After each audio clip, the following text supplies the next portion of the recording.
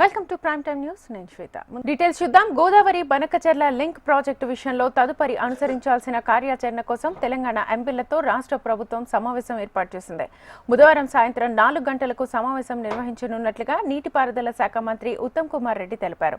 CM Revanth Reddy ముఖ్య అతిథిగా హాజరవుతారని రాష్ట్రానికి చెందిన కేంద్ర మంత్రులు కిషన్ రెడ్డి, బండి సంజయ్ను గౌరవ అతిథులుగా ఆహ్వానించినట్లుగా తెలిపారు. కాంగ్రెస్ తో పాటు బీజేపీ, బీఆర్ఎస్, మజ్లిస్ పార్టీలకు చెందిన లోక్సభ, రాజ్యసభ ఎంపీలకు లేఖలు రాయడంతో పాటు స్వయంగా ఫోన్ చేసి ఆహ్వానించామని తెలిపారు. ట్రైబ్యునల్ చట్టాలకు విరుద్ధంగా ఏపీ ప్రభుత్వం చేపట్టిన గోదావరి బనకచెర్ల ప్రాజెక్టుపై కేంద్ర ప్రభుత్వానికి అభ్యంతరాలు తెలిపారు. ఏపీ ప్రతిపాదిస్తున్న బనకచెర్ల ప్రాజెక్టు తెలంగాణ ప్రజల నీటి హక్కులపై ప్రతికూల ప్రభావం చూపుతుందన్నారు ఉత్తమ్ కుమార్. ప్రస్తుతం కేంద్ర జల సంఘం వద్దనున్న గోదావరి బనకచెర్ల ప్రీ ఫీజిబిలిటీ నివేదికను తిరస్కరించాలని కోరామని తెలిపారు. ఈ అంశాలను దృష్టిలో పెట్టుకుని తదుపరి కార్యాచరణను తీసుకోవడానికి గురువారం ఎంపీలతో సమావేశమై అందరి అభిప్రాయాలు తీసుకోవాలని నిర్ణయించామని ఉత్తమ్ వెల్లడించారు.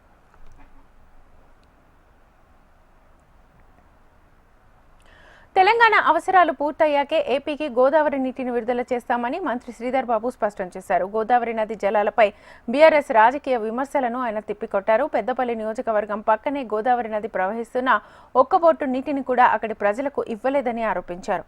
బనకచెర్లపై కేంద్రానికి 3 నెలల క్రితమే రాష్ట్ర ప్రభుత్వం లేఖ రాసిందని గుర్తు చేశారు మంత్రి శ్రీధర్ బాబు. గోదావరి నది జలాలకు సంబంధించి గొప్పగా మాట్లాడుతా ఉన్నారే, ఈ రోజు బనకచెర్లకు సంబంధించిన అంశం మాట్లాడుతా ఉన్నారే. పక్కనున్న గోదావరి, ఆ మేడిగడ్డ, అన్నారం, ఆ సుందిల్లా మన పక్క ప్రాంతానికి, మన జిల్లాకు సంబంధించిన వనరుల్లో ఆ రోజు అంత పెద్ద ప్రాజెక్టు కట్టినమని చెప్పుకునే పెద్దలు ఈ రోజు ఈ భూపాలపల్లి జిల్లాకు సంబంధించిన రైతాంగ సోదరులకి ఒక్క బొట్టు కూడా ఇవ్వకుండా కిందికి తీసుకెళ్లే ప్రయత్నం చేయడం జరిగిందా లేదా? ఈ రోజు గోదావరి నది జలాల గురించి మాట్లాడే నైతిక హక్కు లేదని మా వారికి తెలియజేస్తా ఉన్నా. బనకచెర్లకు సంబంధించి, ఆంధ్రప్రదేశ్ కు సంబంధించి ఆ ప్రభుత్వం చేస్తా ఉన్న ప్రయత్నం సరికాదు అని ఇప్పుడు కాదు మేము చెప్పింది. 3 నెలల క్రితం సంబంధిత కేంద్ర మంత్రివర్యులతో మాట్లాడి ఎట్టి పరిస్థితుల్లో దీన్ని ఊరుకునేది లేదని కూడా చెప్పడం జరిగింది. ఇప్పుడు మాట్లాడుతా ఉన్నారు. మా పక్కనున్న ఇదే భూపాలపల్లి జిల్లా వాసులకు, ఈ రైతాంగ సోదరులకు ఒక్క చొక్క బుట్ట ఇవ్వలేని దౌర్భాగ్యమైన ఆనాటి ప్రభుత్వానికి సంబంధించి ఈ రోజు గొప్పలు మాట్లాడుతా ఉన్న వారికి మేము ఈ రోజు కూడా చెప్తా ఉన్నాం. గోదావరి నది జలాలకు సంబంధించి పైనున్న మహారాష్ట్ర గాని, కిందున్న ఆంధ్రప్రదేశ్ రాష్ట్రమే గాని మా రైతు సోదరులకు సంబంధించిన అవసరాలు తీర్చినాకనే కిందికి ఒక బొట్టును పోనిస్తామని మనవి చేస్తా ఉన్నాం. తెలంగాణలో అంతర్గత రాజకీయాల కోసం బనకచెర్లపై విమర్శలు చేస్తున్నారని ఏపీ నీటిపారుదల శాఖ మంత్రి నిమ్మల రామానాయుడు ఆరోపించారు. బనకచెర్ల, పోలవరం ప్రాజెక్టులపై పవర్ పాయింట్ ప్రజెంటేషన్ ఇచ్చారు. అన్ని అనుమతులు తీసుకున్న తర్వాతే ప్రాజెక్టుల నిర్మాణం జరుగుతోందని చెప్పారు. జలదోపిడీ అంటూ అసత్య ఆరోపణలు చేస్తున్నారని, వరద జలాలు వినియోగించుకోవడం దిగువ రాష్ట్రంగా తమ హక్కు అని స్పష్టం చేశారు.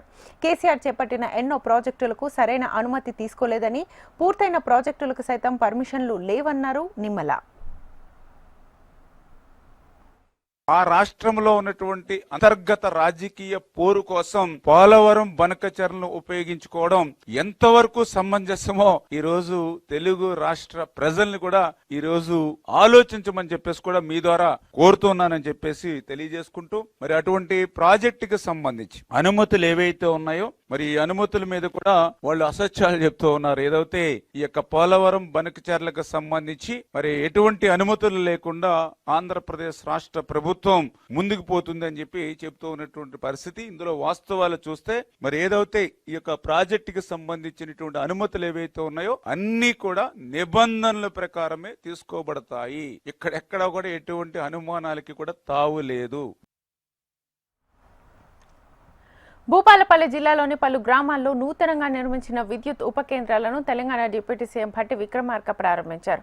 కాళేశ్వరం పేరిట రాష్ట్ర సొమ్మును దోపిడీ చేశారని ఆయన ఆరోపించారు. ప్రాజెక్టు నిర్మాణం డిజైన్ కి పొంతన లేదని ఎన్డీఎస్ఏ చెప్పిందని గుర్తు చేశారు. కాంగ్రెస్ ప్రభుత్వాలు కట్టిన ఒక్క ప్రాజెక్టు కూడా పగుళ్లు రాలేదన్నారు. తెలంగాణలో సంక్షేమాన్ని వెనుకబడనివ్వకుండా అభివృద్ధిని కొనసాగిస్తున్నామన్నారు భట్టి.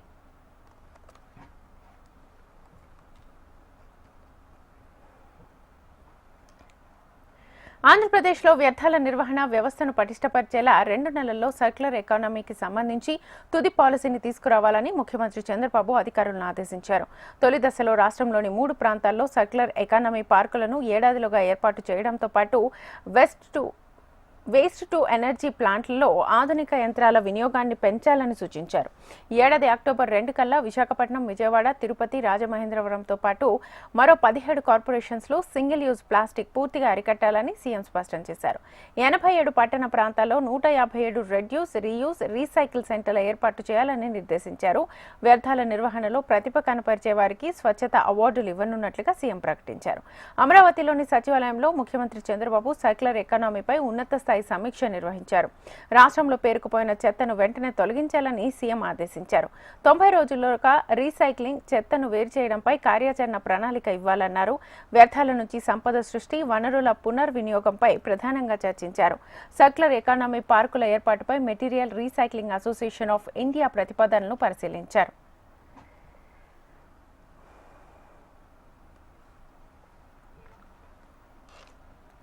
ఆంధ్రప్రదేశ్ ప్లానింగ్ శాఖపై సీఎం చంద్రబాబు సమీక్ష నిర్వహించారు. AP economy growth drivers GADC projections, performance indicators పై సమీక్షించారు. 2024-25 ఆర్థిక సంవత్సరంలో జాతీయ స్థాయికి మించి ఏపీ తలసరి ఆదాయం పెరిగిందని అధికారులు వెల్లడించారు. తలసరి ఆదాయం, జీఎస్డీపీ, రాష్ట్ర ఆదాయాలు ఎలా పెరుగుతాయనే అంశంపై అంచనాలు రూపొందించామన్నారు. రాష్ట్రం స్వయం సమృద్ధి సాధించాలంటే ఏం చేయాలనే దానిపై డేటా అనలిస్టిక్స్ చేయాలన్నారు. ఇక సేవల రంగం అభివృద్ధి జరిగేలా దృష్టి పెడితే ఆర్థిక సుస్థిరతను సాధించగలమని అధికారులకు సీఎం సూచించారు. గ్రామ స్థాయిలో కూడా కీ పర్ఫార్మెన్స్ ఇండికేటర్స్ పెడితే క్షేత్రస్థాయిలో పోటీతత్వం పెరుగుతుందని చెప్పారు. 15% వృద్ధి లక్ష్యంగా ప్రణాళికలు చేయడంతో పాటు పనితీరును మెరుగుపరుచుకోవాలని సీఎం చంద్రబాబు ఆదేశాలిచ్చారు.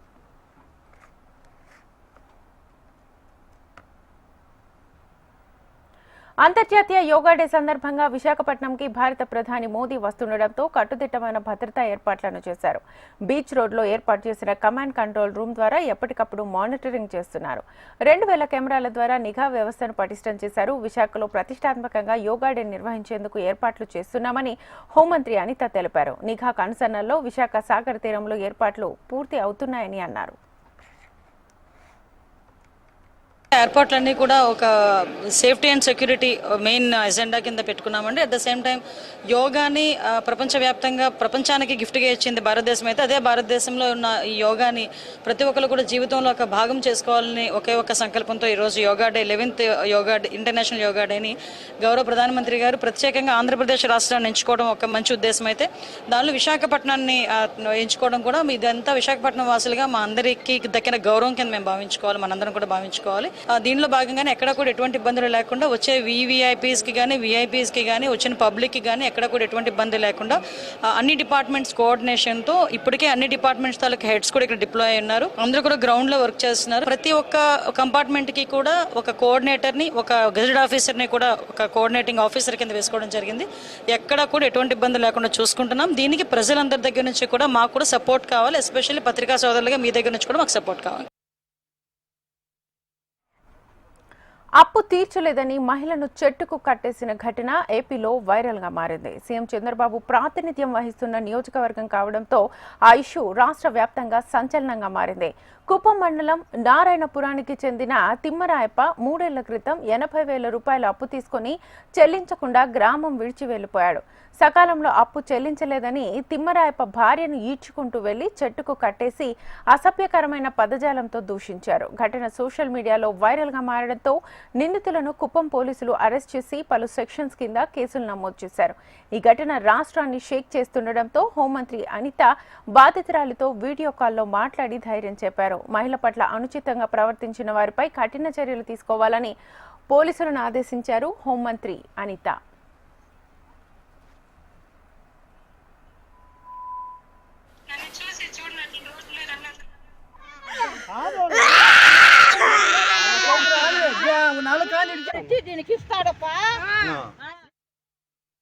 నీకు కూడా ఏం లేదు, నువ్వు కంగారు పడకు, గవర్నమెంట్ నీకు అండగా ఉంటుంది.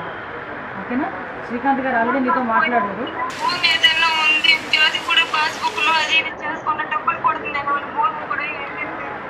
లేదమ్మా, ఒకసారి మన వాళ్ళు కూడా వస్తారు మీ దగ్గరికి. పెన్షన్ విషయంలో కూడా ఏదో ప్రాబ్లం వచ్చిందని చెప్పారంట కదా శ్రీకాంత్ గారితోనే.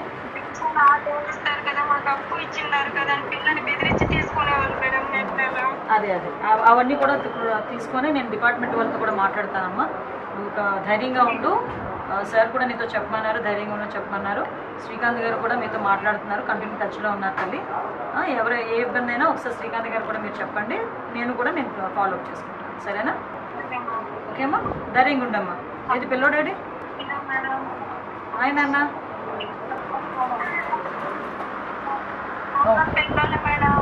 ఏం లేదులే అమ్మా, కంగారు పడుతున్నాడు. ఓకేనా?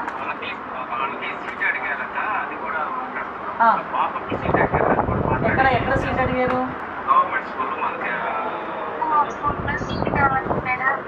అలాగేనమ్మా, తప్పకుండా చేస్తాను, తప్పకుండా చేద్దామమ్మా. ఆల్రెడీ శ్రీకాంత్ గారు మాట్లాడారు, ఎమ్మెల్సీ గారు, తను చూసుకుంటారు. ఓకేనా? ధైర్యం ఉండండి అమ్మా, ధైర్యం ఉండండి.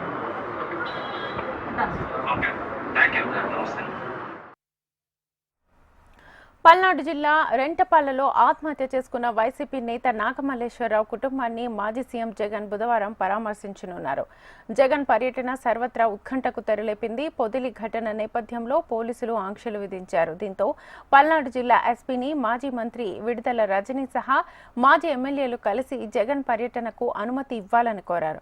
తమ పార్టీ అధినేత పర్యటనపై ఆంక్షలు సరికావని వైసీపీ నేతలు ఆరోపించారు. దురుద్దేశంతోనే ప్రభుత్వం కక్ష సాధిస్తోందని, జగన్ పర్యటన కూటమి నేతలను భయపెడుతోందని ఆరోపించారు. రెడ్ బుక్ రాజ్యాంగం వల్లే నాగమల్లేశ్వరరావు ఆత్మహత్య చేసుకున్నాడని మాజీ మంత్రి విడుదల రజనీ ఎద్దేవా చేశారు. పర్మిషన్స్ పేరుతో ఇంకేవో అడ్డంకులు సృష్టించి జగన్మోహన్ రెడ్డి గారి కార్యక్రమాన్ని అడ్డుకోవాలని అనేక ఆంక్షలు విధించి వచ్చే పబ్లిక్ ని కన్ఫ్యూజ్ చేయాలని రీసెంట్ టైమ్స్ లో పొదిల్లో జగన్మోహన్ రెడ్డి గారికి చాలా పెద్ద ఎత్తున కూడా ప్రజాదరణ లభించింది. చాలా పెద్ద ఎత్తున కూడా వైఎస్ఆర్ కాంగ్రెస్ పార్టీకి రాష్ట్రంలో మద్దతు దొరుకుతుంది. ప్రజలందరూ కూడా ఈ కూటమి ప్రభుత్వం వచ్చినాక ఈ కూటమి ప్రభుత్వం యొక్క అరాచకాలు అవన్నీ కూడా ఆ బాధతో ఇవాళ జరుగుతున్నటువంటి మోసాలు ఇవన్నీ చెప్పుకునేందుకు, అలాగే జగన్మోహన్ రెడ్డి గారు అయితే మనకు ఏ విధంగా ప్రశాంతంగా ఉండేవాళ్ళమో, మరి ఈ రోజున ఈ కూటమి వచ్చిన తర్వాత ఈ అరాచకాలు తట్టుకోలేక అందరూ కూడా రోడ్డెక్కి జగన్మోహన్ రెడ్డి గారు వస్తుంటే ఈ రోజు మద్దతు తెలుపుతున్నటువంటి పరిస్థితి మనం చూస్తా ఉన్నాం. రాష్ట్రం అనేక మాటలు చెప్పి ఈ ప్రోగ్రామ్ పట్ల ఒక అభద్రతని ప్రజల్లోకి పంపించి ప్రజల్ని కన్ఫ్యూజ్ చేసి దీన్ని ఒక రకంగా ఫెయిల్ చేయాలనేటువంటి ఒక ఉద్దేశంతో పోలీసులు వేస్తున్నటువంటి అడుగుల గురించి మనం చూస్తా ఉన్నాం. జగన్ తప్పుడు సర్వేల కారణంగానే వైసీపీ నేత నాగమల్లేశ్వరరావు ఆత్మహత్య చేసుకున్నాడని టీడీపీ ఎమ్మెల్యే కన్నా విమర్శించారు. వైసీపీ గెలుస్తోందని బెట్టింగ్ పెట్టి డబ్బులు పోగొట్టుకున్నారని చెప్పారు. వైసీపీని జగన్ ని విశ్వసించి ఆయన నష్టపోయారని తెలిపారు. కూటమి ప్రభుత్వం రాష్ట్రంలో ఏర్పాటు కాకముందే నాగమల్లేశ్వరరావు మరణించాడని ఆరోపించారు. రెడ్ బుక్ రాజ్యాంగం అని మాట్లాడేవారు జగన్ హయాంలో ఏం జరిగిందో గుర్తుకు తెచ్చుకోవాలన్నారు కన్నా. ఈ నాగమల్లేశ్వరరావు చనిపోవటానికి 100% కారణం వైఎస్ జగన్మోహన్ రెడ్డి ఏదైతే తాను తప్పుడు సర్వే రిపోర్ట్లు ఇప్పించి వాళ్ళ ప్రభుత్వం అధికారంలోకి వస్తుంది అనేటువంటి కాన్ఫిడెన్స్ వాళ్ళ కార్యకర్తలకి క్రియేట్ చేయటం వల్ల విపరీతంగా పందాలు కాశారు. ఈ నాగమల్లేశ్వరరావు కూడా ఇంట్లో ఉన్న 10 లక్షలు ఖర్చులకు పెట్టుకున్న 10 లక్షలు కూడా తీసుకొని వెళ్ళి 2 కోట్ల రూపాయలు పందెం కట్టాడు. నువ్వెందుకు, నీ బతికెందుకు, నువ్వు వెళ్ళి నువ్వు చావు అని చెప్పేసి బంధువులు అవమానపరచడం వల్ల తన అప్పుల పాలై జగన్మోహన్ రెడ్డిని నమ్మి పూర్తిగా అప్పుల పాలై ఆత్మహత్య చేసుకున్నాడు. ఇతని మీద కూడా 2 క్రైమ్లు ఉన్నాయి. ఊళ్ళో ఇతని వల్ల ఆత్మహత్య ప్రయత్నం చేసుకున్నటువంటి వాళ్ళు కూడా ఉన్నారు. ఇతను చనిపోయింది. ఫోన్ ట్యాపింగ్ కేసులో సిట్ ముందు విచారణకు టీపీసీసీ చీఫ్ మహేష్ కుమార్ గౌడ్ హాజరయ్యారు. ట్యాప్ అయిన ఫోన్లలో తన నెంబర్ ఉండడంతో సిట్ అధికారులు విచారణకు పిలిచారని మహేష్ కుమార్ తెలిపారు. ప్రజాస్వామ్యంలో రాజకీయ నేతల ఫోన్లు ట్యాప్ చేయడం హేయమైన చర్య అని మండిపడ్డారు. 2018లో కాంగ్రెస్ పార్టీ ఓడిపోవడానికి కారణం తమ నాయకుల ఫోన్లు ట్యాప్ చేయడమే అని అర్థమైందన్నారు ఆయన. 2022 నుంచి 650 మంది కాంగ్రెస్ నాయకుల ఫోన్లు మావోయిస్టు సానుభూతి పరుల పేరుతో ట్యాప్ చేశారని సిట్ అధికారులు చెప్పారన్నారు మహేష్ కుమార్ గౌడ్.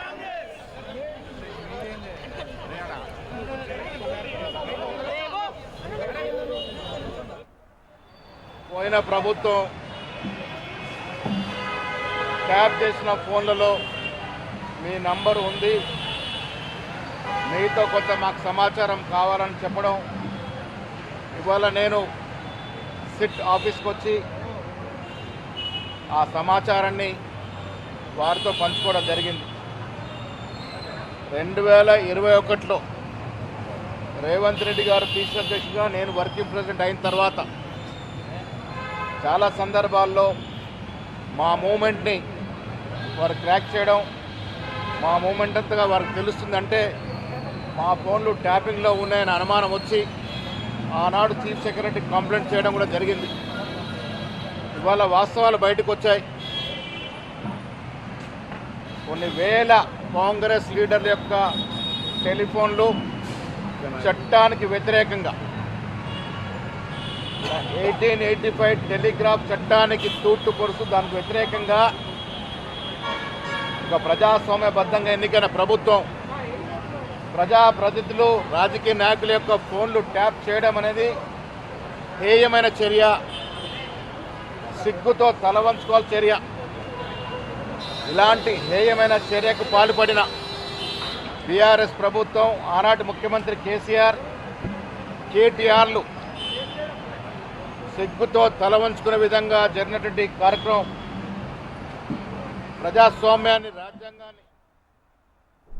బీసీ బిల్లు ఆమోదం కోసం కేంద్రంపై ఒత్తిడి తేవాలన్నారు బీఆర్ఎస్ ఎమ్మెల్సీ కవిత. కేంద్రంపై ఒత్తిడి తెచ్చేందుకు జూలై 17న రైల్ రోకో చేపడతామని చెప్పారు. బీసీలకు 42% రిజర్వేషన్ల సాధన కోసం తెలంగాణ జాగృతి యునైటెడ్ పూలే ఫ్రంట్ మెదక్లో నిర్వహించిన బీసీ రౌండ్ టేబుల్ సమావేశంలో ఎమ్మెల్సీ కవిత ముఖ్య అతిథిగా పాల్గొన్నారు. కాంగ్రెస్ స్థానిక సంస్థల ఎన్నికలు పెడతామని చెబుతోందని, బీసీలకు 42% రిజర్వేషన్లు ఇవ్వకుండా ఎన్నికలకు పోతే పోరాడతామని హెచ్చరించారు కవిత. ధర్నాలు చేయాలి, వంట వార్పులు చేయాలి, తెలంగాణ ఉద్యమంలో ఏమేం చేసినామో అవన్నీ చేయాలి. అవన్నిటికన్నా ఎక్కువ ఖచ్చితంగా కేంద్రానికి తెలవాలంటే మొట్టమొదటి కార్యక్రమంగా మీ అందరినీ మెదక్ జిల్లా నుంచి నేను అనౌన్స్ చేయాలనుకున్నా. మొట్టమొదటి కార్యక్రమంగా మన డక్కన్ నుంచి ఢిల్లీకి పోయేటటువంటి రైళ్లన్నీ కూడా ఆపుదాం. వచ్చే నెల ఇవాళ 17 జూను కరెక్ట్ నెల తర్వాత 17 జూలై రోజు రాష్ట్ర వ్యాప్తంగా మీ అందరూ ఒప్పుకుంటే రైల్ రోకో కార్యక్రమం బీసీ బిల్లు కోసం చేస్తాం.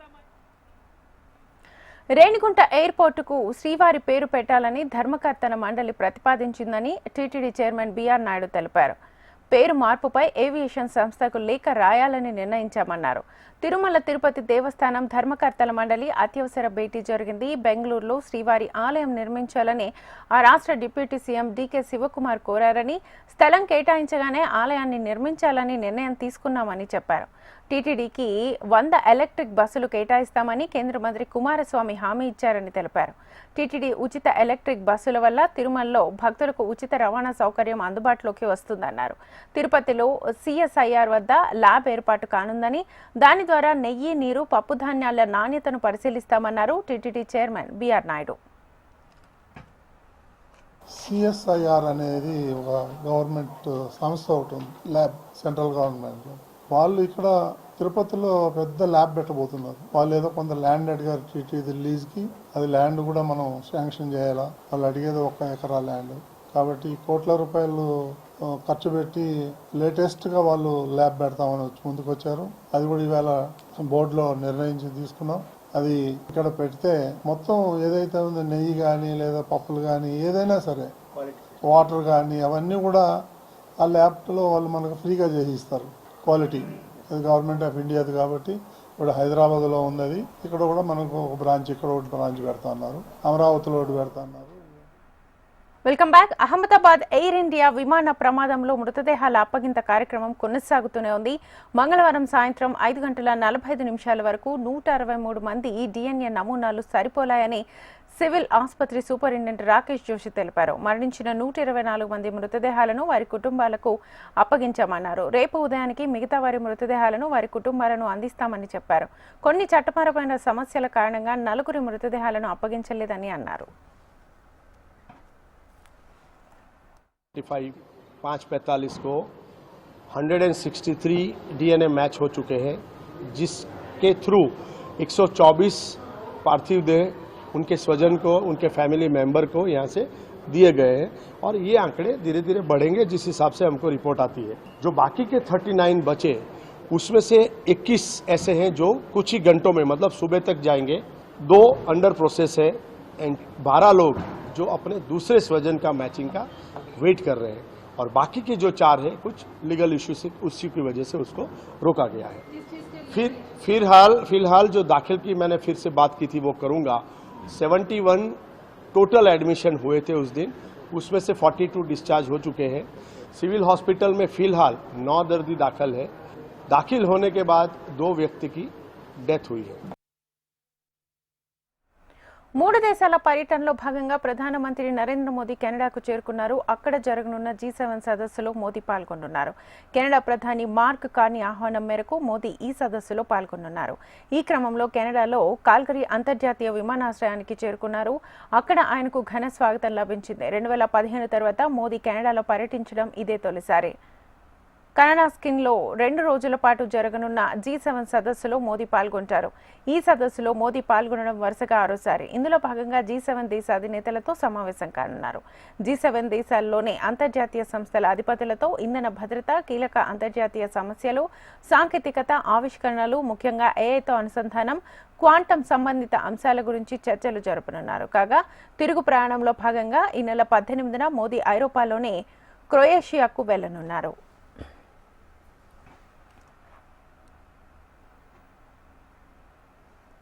ప్రధాని నరేంద్ర మోదీ కెనడా పర్యటనలో ఆందోళనలు చేపట్టేందుకు ఖలిస్తానీలు కుట్ర పన్నినట్లుగా తెలుస్తోంది. ఇప్పటికే ఖలిస్తానీ మద్దతుదారులు ఆల్బర్టాలోని కనడాస్కీలో వద్దకు చేరుకుంటున్నారు. మోదీ కెనడా పర్యటనలో భాగంగా అక్కడి ప్రధాని మార్క్ కార్నీతో ద్వైపాక్షిక చర్చలు జరిపే అవకాశం ఉంది. దీంతో పాటు జర్మనీ సహా ఇటలీ, ఉక్రెయిన్ దేశ అధినేతలతో భేటీ కానున్నారు. ఈ నేపథ్యంలో కెనడాలోని ఖలిస్తానీ వేర్పాటువాదులు కాల్గరీలో ప్రధాని మోదీకి వ్యతిరేకంగా ఆందోళన నిర్వహించారు. కెనడాలో హత్యకు గురైన ఖలిస్తానీ తీవ్రవాది నిజ్జర్ విషయంలోనూ భారత్ పాత్ర ఉందని ఆరోపించారు. మోదీని అడ్డుకునేందుకు అందరూ ఏకం కావాలని కూడా పిలుపునిచ్చారు. ఈ పరిణామాల క్రమంలో ప్రధాని మోదీ పర్యటన ఉత్కంఠగా మారింది. ఇరాన్, ఇజ్రాయెల్ మధ్య యుద్ధం దృష్ట్యా అక్కడున్న భారతీయులను తరలించేందుకు ప్రభుత్వం చర్యలు చేపట్టింది. అందులో భాగంగా 110 మందితో కూడిన మొదటి బ్యాచ్ ఇప్పటికే ఆర్మేనియా చేరుకుంది. భారత విదేశాంగ శాఖ మంగళవారం ఈ మేరకు ఓ ప్రకటనలో పేర్కొంది. ఈ ప్రాంతంలో నెలకొన్న ఉద్రిక్త పరిస్థితుల నేపథ్యంలో భద్రతా కారణాల దృష్ట్యా భారతీయులను తరలిస్తున్నట్లుగా విదేశాంగ శాఖ పేర్కొంది. సొంత రవాణా సదుపాయం ఉన్నవారు కూడా ఈ ప్రాంతాన్ని వీడాలని కోరింది. ఈ క్రమంలో 110 మంది పౌరులను తొలి బ్యాచ్ కింద అక్కడి నుంచి తరలించినట్లుగా తెలిపింది. వీరంతా తాజాగా ఆర్మేనియాకు చేరుకున్నారు. బుధవారం ఢిల్లీకి రానున్నారు. ఇక ఇజ్రాయెల్, ఇరాన్ల మధ్య నెలకొన్న పరిస్థితులను నిశితంగా గమనిస్తున్నామన్నారు. మన విద్యార్థులతో నిత్యం సంప్రదింపులు జరుపుతున్నామని మన రాయబార కార్యాలయం తెలిపింది.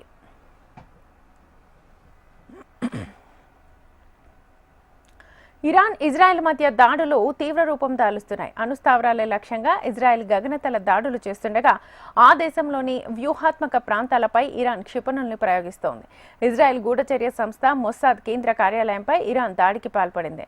అత్యంత ఖచ్చితత్వంతో మొస్సాద్ కేంద్ర కార్యాలయంపై బాంబుల వర్షం కురిపించినట్లుగా ఇరాన్ మీడియా వెల్లడించింది. అంతేకాకుండా గిల్లాట్లోనే ఇజ్రాయెల్ మిలిటరీ ఇంటెలిజెన్స్ కాంప్లెక్స్ పైన క్షిపణి ప్రయోగించినట్లుగా తెలిపింది. ఇజ్రాయెల్ పక్కా ప్రణాళికలతో దాడులు చేస్తుంటే దానికి కారణం మొస్సాద్ సంస్థే.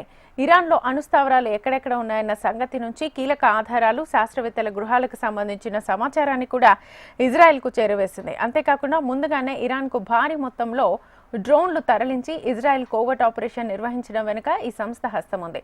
ఈ నేపథ్యంలోనే మొస్సాద్ కేంద్ర కార్యాలయంపై ఇరాన్ క్షిపణి ప్రయోగించినట్లుగా తెలుస్తోంది.